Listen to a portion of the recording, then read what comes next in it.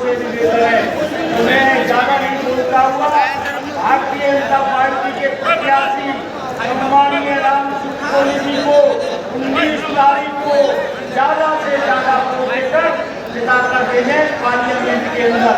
वो भरतपुर जिले की वहाँ पर वकालत कर सके और भरतपुर जिले की बात कह सके। मेरा ये निवेदन है। राम नाम का धन्यवाद।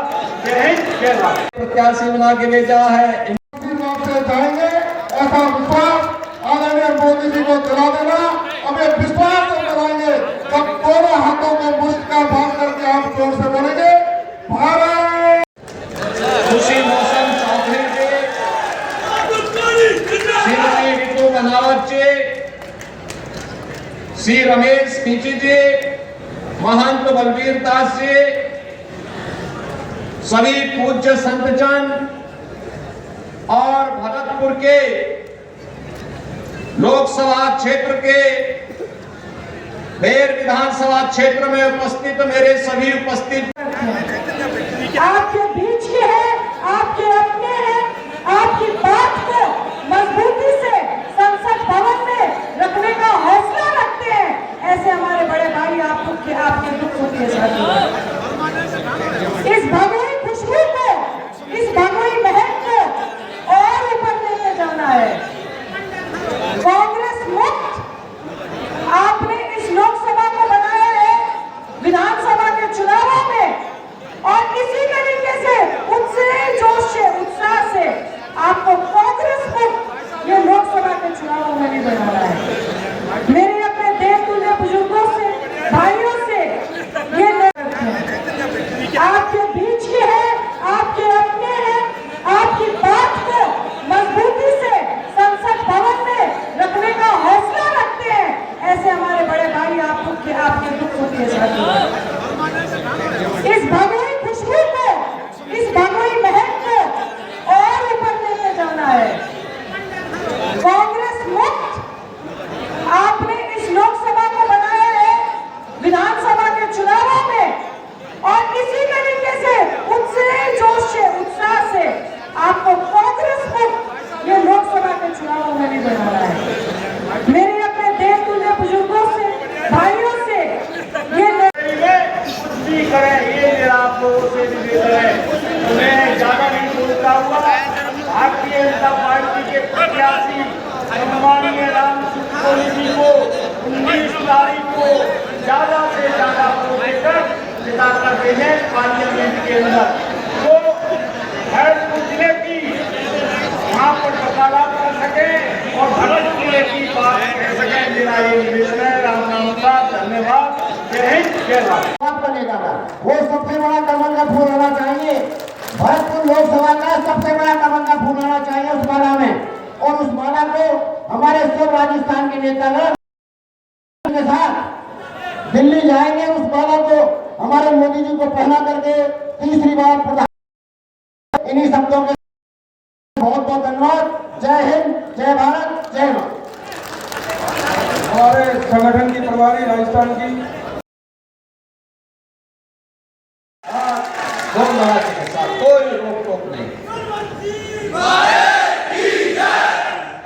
और इसलिए बहनों भाइयों, ये जो कार्य हो रहे हैं अयोध्या में राम मंदिर का कार्य, और 500 पीढ़ियां चली गई। हमारी पीढ़ी कितनी सौभाग्यशाली है कि आज मोदी जी के नेतृत्व में, उनके सानिध्य में एक नए भारत का दर्शन कर पा रहे। जो काम हुए हैं, याद रखना, मोदी जी हमारे नेता हैं, मोदी जी को श्रेय मिलना चाहिए, लेकिन उससे ज्यादा श्रेय आपको मिलता है, क्योंकि आपके वोट ने इस देश की तस्वीर और तस्वीर को बदला है। योगी महाराज जी जिंदाबाद, योगी महाराज जी जिंदाबाद। आज भरतपुर लोकसभा क्षेत्र के इस हलेना ग्राम में हमारे देश के ही नहीं पूरे भारतवर्ष के यशस्वी मुख्यमंत्री योगी आदित्यनाथ जी महाराज आज आपके बीच में पधारे हैं। आपके बीच में विजय ताई जी जो हमारी सहप्रभारी जी हैं, यहाँ के हमारे राज्य मंत्री जवाहर सिंह बेगम साहब चरण सिंह जी को भारत रत्न देकर के प्रधानमंत्री मोदी जी ने सम्मान दिया है, भारत का सर्वोच्च नागरिक सम्मान दिया है। बहनों भाइयों, ये जो सर्वोच्च नागरिक सम्मान है चौधरी साहब के द्वारा किसानों के लिए, गरीबों के लिए अपने कार्यकाल के दौरान जो कार्य किया गया उसके प्रति कृतज्ञता ज्ञापित करते हुए ये सभी कार्यक्रम आगे बढ़ाए गए हैं। हमारी पीढ़ी सौभाग्यशाली है। मामा योगी आदित्यनाथ जिंदाबाद, नरेंद्र मोदी जिंदाबाद, जेपी नड्डा जिंदाबाद।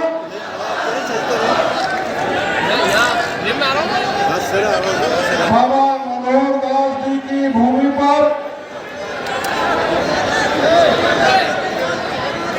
भारतवर्ष के 57 नेता उत्तर प्रदेश के मुख्यमंत्री, भारतीय संस्कृति के रक्षक पोषक, हमारे सबके मार्गदर्शक आदरणीय न नेता थे, न निर्णय हो पाते थे, न नियति साफ थी। विकास के बड़े बड़े कार्य और गरीब कल्याण की तो कोई सानी नहीं। 80 करोड़ गरीबों को फ्री में राशन, 60 करोड़ गरीबों को 5 लाख रुपए की स्वास्थ्य बीमा का कवर। बहनों और भाइयों, 12 करोड़ अन्नदाता किसानों को प्रधानमंत्री किसान सम्मान निधि का लाभ। यहां केवल राम मंदिर ही नहीं बना है, 4 करोड़ गरीबों के घर भी बने हैं। यह भी हमें नहीं भूलना चाहिए। 2.5 करोड़ गरीबों के घर में फ्री में बिजली के कनेक्शन दिए गए हैं और 10 करोड़ गरीबों को फ्री में उज्ज्वला योजना के कनेक्शन भी मिले हैं। ये सभी भारतीय जनता पार्टी की सरकार की देन है। और सुरक्षा भी है, समृद्धि भी है, विकास भी है, आजीविका भी है, तो आस्था का सम्मान भी है। मैं पूछना चाहता हूं, क्या अयोध्या में राम मंदिर का निर्माण एक कांग्रेस के लोग करा पाते क्या? ये तो बोलते थे राम हुए ही नहीं, ये बोलते हैं राम हुए ही नहीं। भगवान कृष्ण के बारे में भी अब मुझे बताओ, भरतपुर के लोग यहाँ पे हैं, ब्रिजमंडल का भाग है, बगल में मथुरा है, वृंदावन है, बरसाना है, गोकुल है, नंदगांव है, गोवर्धन है। ये कहते हैं कृष्ण हुए ही नहीं।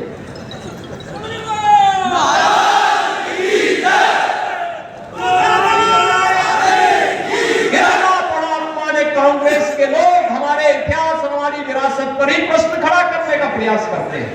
लड़ाई लड़ते हुए 2021 के अंतर्गत एक भारत श्रेष्ठ भारत के सपने को साकार करने का काम किया है। यह यहाँ बैठी सब देवतुल्य जनता के लिए सौभाग्य की बात है, गर्व की बात है। बंधुओं, वही हमने आपसे वादा किया था 1990 के दशक में, यदि भारतीय जनता पार्टी सत्ता में आएगी तो राम मंदिर बनाएगी। आप सब में से अनेकों कार्यकर्ता बैठे हैं।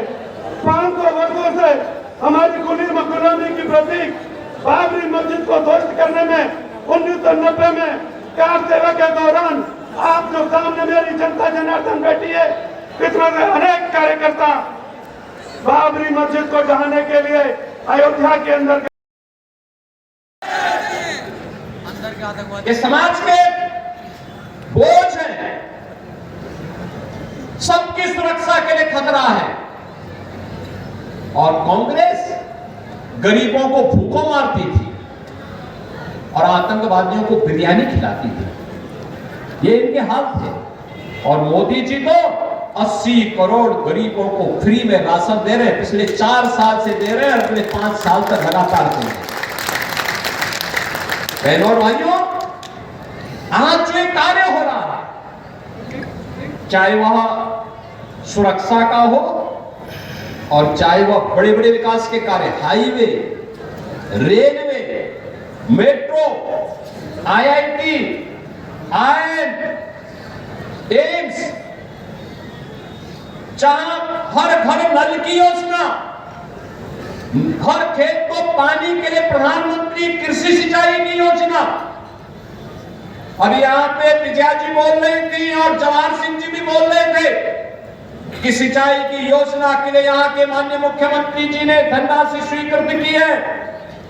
बहनों और भाइयों, कोई राज्य सरकार अपने दम पर अकेले नहीं कर सकती थी। अगर प्रधानमंत्री कृषि सिंचाई की योजना नहीं होती तो डबल इंजन की सरकार का लाभ राजस्थान को आज प्राप्त हो रहा है। राम स्वरूप जी आपके हितों के लिए कार्य करेंगे, यहां के विकास के लिए अपना प्राण से जुट करके राजस्थान को उसकी पहचान दिलाने का काम करेंगे। और इसके लिए आवश्यक है कि जो 25 मनकों की माला राजस्थान की ओर से जाना है, भरतपुर का भी उसमें योगदान होना चाहिए। सहमत है ना? तो इसी अपील के साथ मैं आज के इस अवसर पर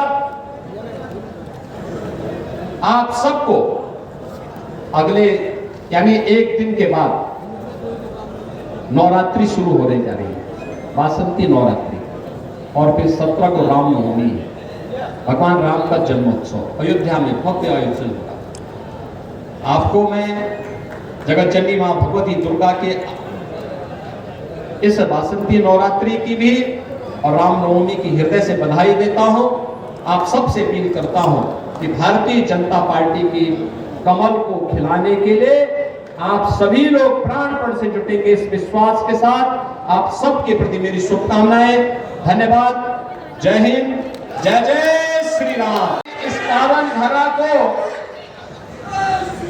नमन करते हुए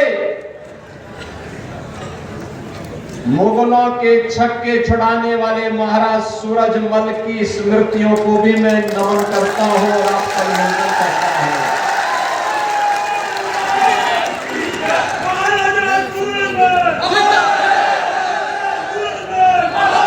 हम लोग कितनी समृद्ध विरासत के उत्तराधिकारी हैं। महाराज सूरजमल ने औरंगजेब के छक्के छुड़ाते हुए उसके लाल किले में भूसा भरवाने का काम करवा दिया था। मुगल सेना के सामने नाक रगड़ने के लिए मजबूर हो गई थी। बहनों और भाइयों, और समृद्ध और पराक्रमी परंपरा का जो वारिस हो, वह किसी विभाजनकारी राजनीति को कभी भी प्रश्रय नहीं दे सकता, विभाजित नहीं हो सकता। और ये नए भारत का जब हम दर्शन कर रहे हैं, आप देख रहे होंगे, एक तरफ महाराजा सूरजमल की समृद्ध विरासत और दूसरी तरफ स्वतंत्र भारत में आपने देखा होगा चाहते ही नहीं कि समस्या का समाधान हो। कांग्रेस अपने आप में समस्या है, अपने आप में समस्या है। और इसलिए बहनों भाइयों, मैं आया हूं आप सबसे अपील करने के लिए। आपका एक वोट अयोध्या में राम मंदिर का निर्माण भी करता है, आपका इंफ्रास्ट्रक्चर भी बेहतर करता है, आपको सुरक्षा भी प्रदान करता है, देश की सीमाओं को सुरक्षा भी प्रदान करता है। आपने मोदी जी के पहले किसी प्रधानमंत्री को बॉर्डर क्षेत्र में सैनिकों के साथ दीपावली मनाते हुए देखा है क्या? होली मनाते हुए देखा है क्या? कोरोना में जब हर व्यक्ति अपने आप को बचाने का प्रयास कर रहा था, एक कांग्रेस के लोग, अन्य दलों के लोग गायब थे, तब मोदी जी एक एक राज्य में जाकर के लोगों के हित के लिए काम कर रहे थे, अपनी परवाह के बगैर। दुनिया के अंदर 2 वैक्सीन देने वाला भारत है और दुनिया के सबसे बेहतरीन वैक्सीन भारत ने दिए हैं मोदी जी के नेतृत्व में। अगर ये मोदी जी के द्वारा वैक्सीन उस समय नहीं दी गई होती तो बहनों और भाइयों क्या 140 करोड़ के भारत को हम बचा पाते? कोरोना जैसी महामारी से बचा पाता भारत को कोई? तो यह चुनाव हमारे लिए मोदी जी के प्रति कृतज्ञता ज्ञापित करने का एक अवसर है और इसीलिए हम लोग आए हैं आज भरतपुर में। मुगल सेनाओं को महाराजा सूरजमल ने भूसा भरने का काम किया था उनके किले में, कहा था तुम यही खाओ। भारत को रोकने का सपना देख रहे थे वे लोग, उनकी औकात महाराजा सूरजमल ने दिखाई दी थी। और ये चुनाव है, देश के साथ गद्दारी करने वाले, देश की सुरक्षा के हितों के साथ खिलवाड़ करने वाले, गरीबों के हितों में डकैती डालने वाले, भारत की आस्था के साथ खिलवाड़ करने वाले इन कांग्रेसियों को भी अब उनका सही जगह दिखाने की आवश्यकता है। और इसीलिए भारतीय जनता पार्टी आई है आपके पास फिर से लोकसभा चुनाव के लिए। मोदी जी ने कह दिया है, मोदी जी ने कह दिया है, एक संकल्पना दे दी है विकसित भारत की। विकसित भारत उन आतंकवादियों को प्रश्रय देते थे, एयर स्ट्राइक के भय से अब वह कुछ भी भारत के खिलाफ बोलने की हिम्मत नहीं कर पा रहे हैं। ये नया भारत है। द गार्डियन की रिपोर्ट का और स्रोत का आधार क्या है हम नहीं जानते, लेकिन बहनों और भाइयों ये नया भारत है, अपने नागरिकों को सुरक्षा देना भी जानता है, अपनी सीमाओं की सुरक्षा करना भी जानता है। और अगर कोई सीमा की सुरक्षा में सेंध लगाने का दुस्साहस करता है तो केवल राजस्थान में राम राम सहाय नहीं करते, आतंकवादियों और अपराधियों का राम नाम सत्य भी करने का काम करते हैं।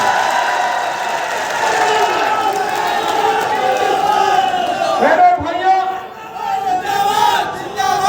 ये नया भारत है। मोदी जी के नेतृत्व में दुनिया के अंदर भारत का सम्मान बढ़ा है। आज भारत का नागरिक कोई भी जाता है, दुनिया के अंदर उसका सम्मान होता है। सीमाएं सुरक्षित हैं, नक्सलवाद, उग्रवाद और आतंकवाद समाप्त हुआ है। 1952 में कांग्रेस ने एक दंश दिया था देश को कश्मीर में धारा 370 के रूप में। यह आतंकवाद की जड़ थी। प्रधानमंत्री मोदी जी ने, गृह मंत्री अमित शाह जी ने